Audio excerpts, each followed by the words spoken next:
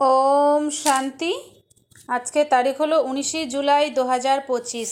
प्रातः मुरली ओम शांति बाप दादा मधुवन। आजकेर मुरलीते बाबा बोलेছেন मिष्टि बाच्चारा सर्वदा এই খুশিতে থাকো যে আমাদের কে পড়াচ্ছেন। এও হলো মন মনা ভব। তোমাদের এমন খুশি তো রয়েছে যে কাল পর্যন্ত আমরা প্রস্তর বুদ্ধি সম্পন্ন ছিলাম, আজ পারস বুদ্ধি সম্পন্ন হয়েছি। তো বাবা বলেছেন যে মিষ্টি বাচ্চারা সর্বদা এই খুশিতে থাকো যে আমাদের কে পড়াচ্ছেন। এও হলো মন মনাভব। তোমাদের এমন খুশি তো রয়েছে যে কাল পর্যন্ত আমরা প্রস্তর বুদ্ধি সম্পন্ন ছিলাম, আজ পারস বুদ্ধি সম্পন্ন হয়েছি। প্রশ্ন, ভাগ্য খুলে যাওয়ার আধার কি? উত্তর, নিশ্চয়। তো নিশ্চয় থাকলে আমাদের ভাগ্য কিন্তু খুলে যাবে। বাবার প্রতি যদি নিশ্চয় থাকে, যদি ভাগ্য খুলতে দেরি হয় তবে তো খুঁড়িয়ে চলতে হবে। নিশ্চয় বুদ্ধি সম্পন্নরা ভালোভাবে পড়ে গ্যাপ দ্রুত এগিয়ে যাবে। কোনো বিষয়ে যদি সংশয় থাকে তবে পেছনে পড়ে যাবে। যে নিশ্চয় বুদ্ধি সম্পন্ন হয়ে নিজের বুদ্ধিকে বাবার দিকে দৌড় করাতে থাকে সে শতপ্রধান হয়ে যায়। ওম শান্তি।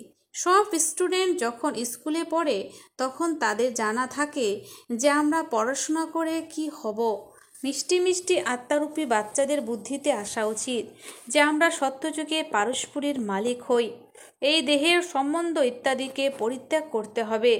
এখন আমাদের পারস্পরিক মালিক পারসনাথ হতে হবে। সারাদিন এই খুশি থাকা উচিত। তোমরা জানো পারস্পরিক কাকে বলে।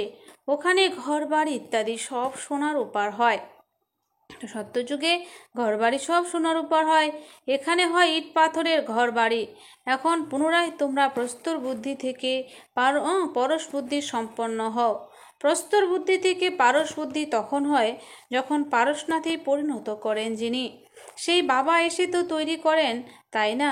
তোমরা এখানেই তো বাবা বলছে তোমরা এখানে বসে আছো।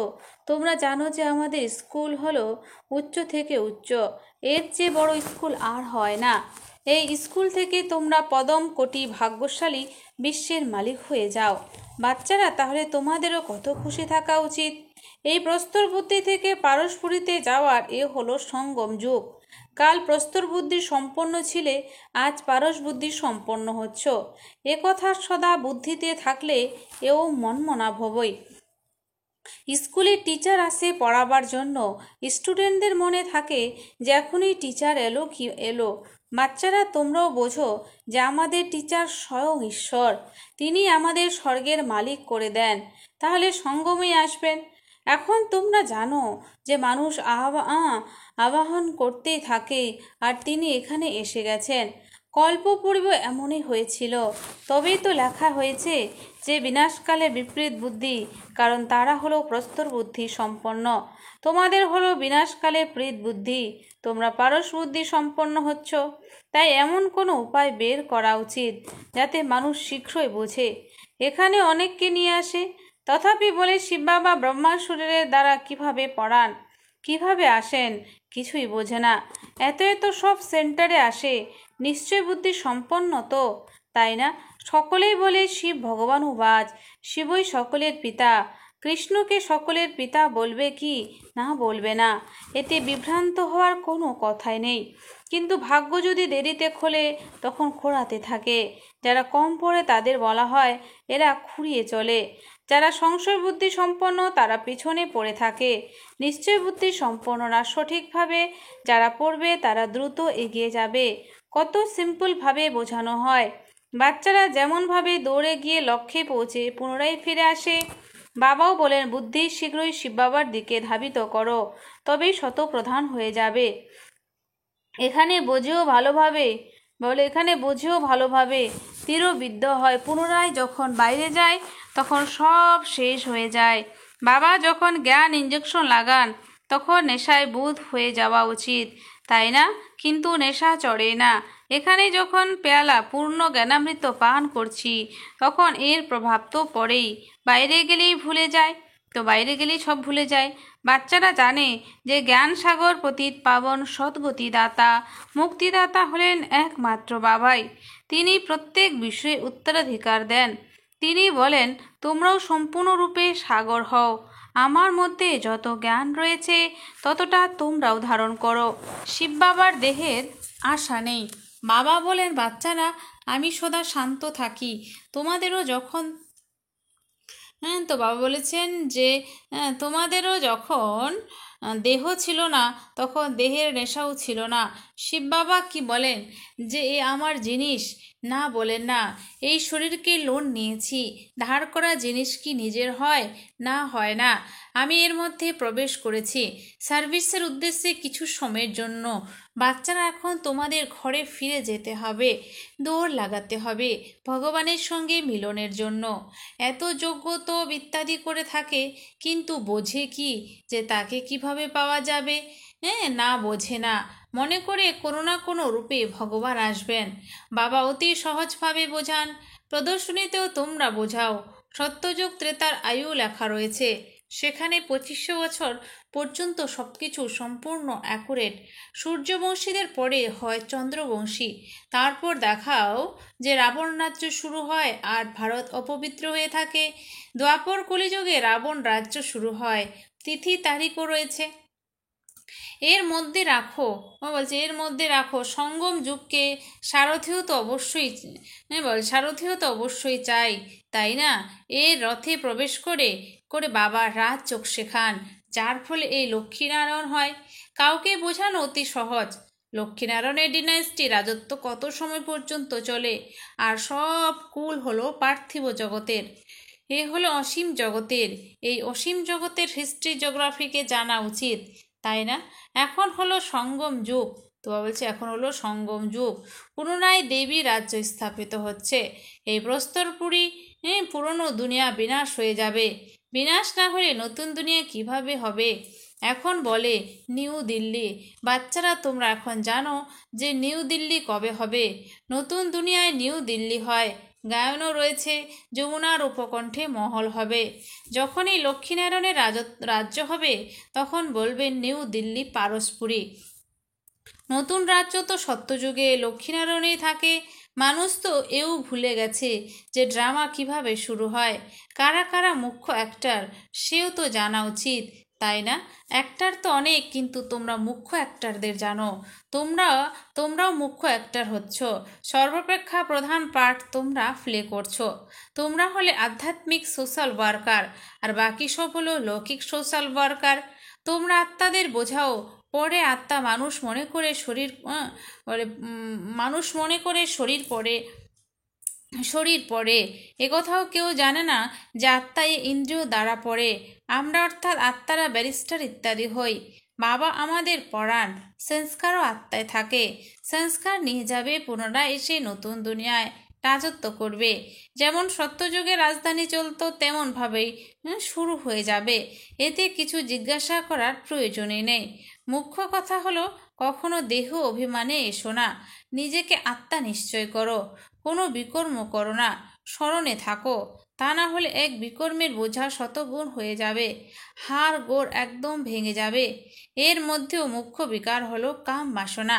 অনেকে বলে বাচ্চারা বিরক্ত করে তখন মারতে হয়। এখন এটা কোনো জিজ্ঞাসা করার মতন কিছু নয়। একে তো ছোট পাই পয়সার পাপ বলা হবে। এটা ছোট পাই পয়সার পাপ। তোমাদের মাথায় তো জন্ম জন্মান্তরের পাপ রয়েছে। তো বাবা বলছে যে আমাদের মাথায় কিন্তু জন্ম জন্মান্তরের 63 জন্মের পাপ রয়েছে। তারপর যুগ থেকে তো আমরা সবাই পাপ করেছি। প্রথমে একে তো ভস্মীভূত করো। বাবা পবিত্র হওয়ার অনেক সহজ উপায় বলেন। একমাত্র বাবার স্মরণেই তোমরা পবিত্র হয়ে যাবে। ভগবান ও বাচ্চাদের উদ্দেশ্যে তোমাদের অর্থাৎ আত্মাদের সঙ্গে বার্তালাপ করি, আর কোনো মানুষ এভাবে বুঝতে পারবে না। তারা নিজেদের শরীর মনে করে। বাবা বলেন, আমি আত্মাদের বোঝাই। গায়নও করা হয়, আত্মা আর পরমাত্মার মেলা হয়। এখানে কোনো আওয়াজ ইত্যাদি করতে হবে না। এই তো হলো পড়াশোনা। দূর দূরান্ত থেকে আসে বাবার কাছে। যারা নিশ্চয় বুদ্ধি সম্পন্ন হবে, ভবিষ্যতে তারা অধিক আকৃষ্ট হবে। এখন এতটা আকর্ষণ কারোর হয় না, কারোর স্মরণ করে না। ভ্রমণ করে যখন ফেরে ঘরের নিকটে চলে আসে, তখন ঘর বাড়ি স্মরণে আসে, সন্তান স্মরণে আসে। তখন ঘরে পৌঁছে খুশি মনে এসে মিলিত হবে। খুশি বৃদ্ধি পেতে থাকে।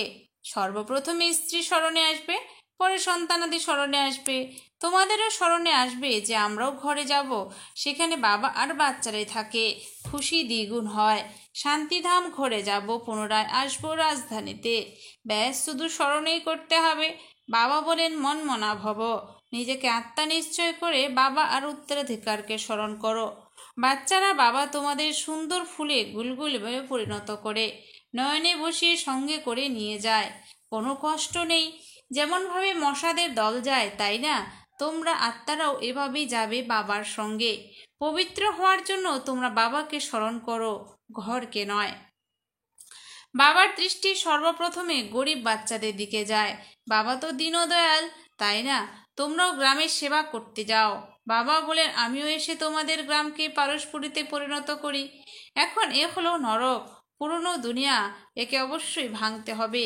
নতুন দুনিয়ায় নিউ দিল্লি তো সত্যযুগে হবে, সেখানে রাজ্যও তোমাদের হবে। তোমাদের নেশা চড়ে গেছে যে আমরা পুনরায় নিজেদের রাজধানী স্থাপন করব, যেভাবে কল্প পূর্বেও করেছিল। এ কথা কি বলবে যে আমরা এমন এমন ঘর বাড়ি তৈরি করব? না, তা বলবে না। তোমরা যখন যাবে ওখানে, তখন অটোমেটিক তোমরা এসব তৈরি করতে থাকবে, কারণ আত্মায় সেই পাঠ ভরা রয়েছে। এখানে পাঠ হলো শুধু পড়ার। ওখানে তোমাদের বুদ্ধিতে আপনা থেকে আসবে যেমন এমনভাবে আমরা মহল তৈরি করব। যেমন কল্প পূর্বেও তৈরি করেছিলে, তেমনই তৈরি করতে থাকবে।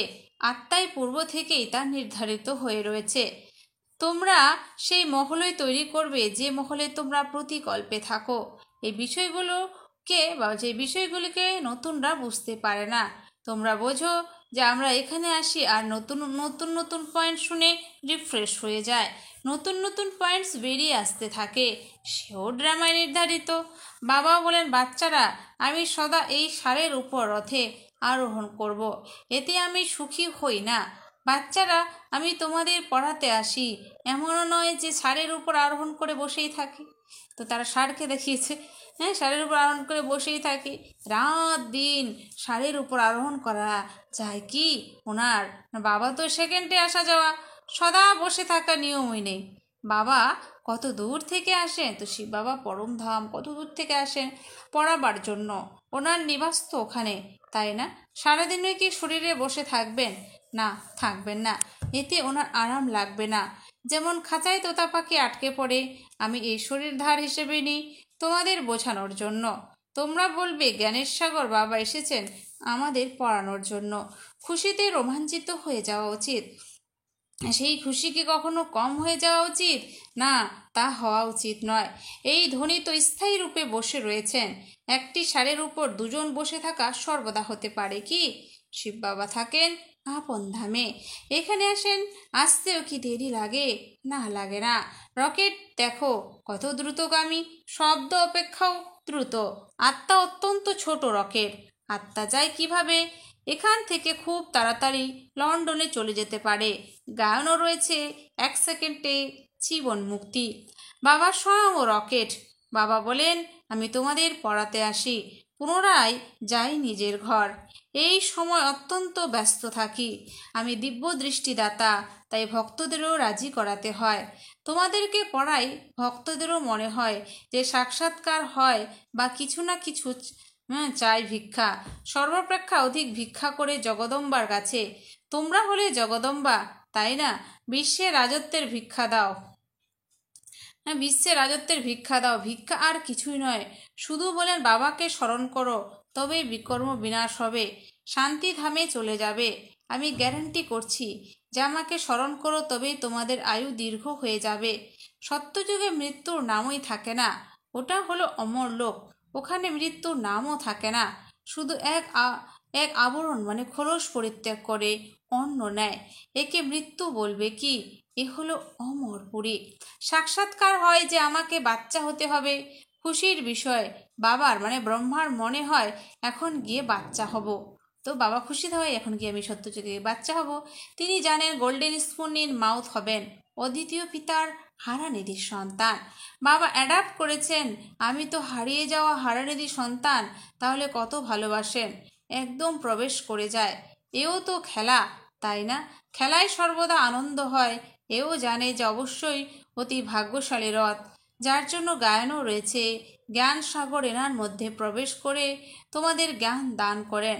বাচ্চারা তোমাদের জন্য এই খুশি তো অনেক যে ভগবান এসে পড়ান, ভগবান স্বর্গে রাজত্ব স্থাপন করেন।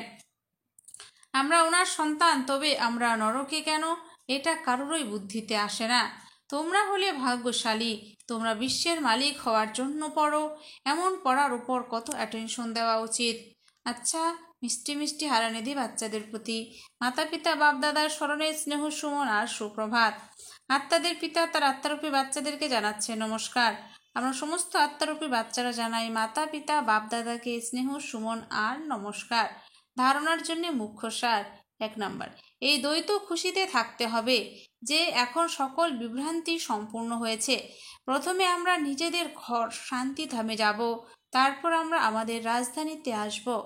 তো বাবা বলছেন যে এই দ্বৈত খুশিতে থাকতে হবে যে এখন সকল বিভ্রান্তি সম্পূর্ণ হয়েছে। প্রথমে আমরা নিজেদের ঘর মানে শান্তিধামে যাব, তারপর আমরা আমাদের রাজধানীতে আসব। 2, মাথায় জন্ম জন্মান্তরে যে পাপের বোঝা রয়েছে তা ভস্মীভূত করতে হবে। দেহ অভিমানে এসে কোনো বিকর্ম করা উচিত নয়। বরদান, শ্রেষ্ঠ সংকল্প সহযোগের দ্বারা সকলের মধ্যে শক্তি ভরে দেওয়া, শক্তিশালী আত্মা ভব। শ্রেষ্ঠ সংকল্পের সহযোগের দ্বারা সকলের মধ্যে শক্তি ভরে দেওয়া, শক্তিশালী আত্মা ভব। স্পষ্টীকরণ, সদা শক্তিশালী ভবর বরদান প্রাপ্ত করে সকল আত্মাদের মধ্যে শ্রেষ্ঠ সংকল্পের দ্বারা শক্তি ভরার সেবা করো। সদা শক্তিশালী ভবর বরদান প্রাপ্ত করে সকল আত্মাদের মধ্যে শ্রেষ্ঠ সংকল্পের দ্বারা শক্তি ভরার সেবা করো। যেরকম আজকাল সূর্যের শক্তি জমা করে অনেক কাজ সফল করে, এরকম শ্রেষ্ঠ সংকল্পের শক্তি এতটাই জমা থাকবে যে অন্যদের সংকল্পে শক্তি ভরে দিতে পারবে। এই সংকল্প ইঞ্জেকশনের কাজ করবে, এর দ্বারা অন্তরের বৃত্তিকেও শক্তি এসে যাবে। তো এখন শ্রেষ্ঠ ভাবনা বা শ্রেষ্ঠ সংকল্পের দ্বারা পরিবর্তন করা, এই সেবার আবশ্যকতা আছে। স্লোগান, মাস্টার দুঃখহর্তা হয়ে দুঃখকে আত্মিক সুখে পরিবর্তন করা। মাস্টার দুঃখহর্তা হয়ে দুঃখকে আত্মিক সুখে পরিবর্তন করা, এটাই হলো তোমাদের শ্রেষ্ঠ কর্তব্য। অব্যক্ত ইশারা, সংকল্পের শক্তি জমা করে শ্রেষ্ঠ সেবার নিমিত্ত হও। সংকল্পের শক্তি জমা করে শ্রেষ্ঠ সেবার নিমিত্ত হও। কোনো কোনো বাচ্চা কখনো কখনো বড় বড় খেলা দেখায়, ব্যর্থ সংকল্প এত ফোর্সে আসে যে কন্ট্রোল করতে পারে না। তো বলছি ব্যর্থ সংকল্প এত আসে তারা কন্ট্রোলই করতে পারে না, তখন বলে দেয় যে কি করব, তখন কেন বলে কি করব, হয়ে গেল, আটকাতে পারিনি, যেটা এসেছে সেটা করে ফেলেছি, কিন্তু ব্যর্থের জন্য কন্ট্রোলিং পাওয়ার চাই। যেরকম এক সমর্থ সংকল্পের ফল পদমগুণ প্রাপ্ত হয়, এরকম এক ব্যর্থ সংকল্পের হিসেব নিকেশ, বলছে এরকম ব্যর্থ সংকল্পের হিসাব নিকাশ হচ্ছে উদাস হওয়া, হৃদয় বিদীর্ণ হওয়া বা খুশি গায়েব হওয়া, এটাও একের অনেক গুণ হিসেবে অনুভব হয়। আচ্ছা, ওম শান্তি। ধন্যবাদ বাবা আজকের এই সুন্দর মিষ্টি মুরলির জন্য।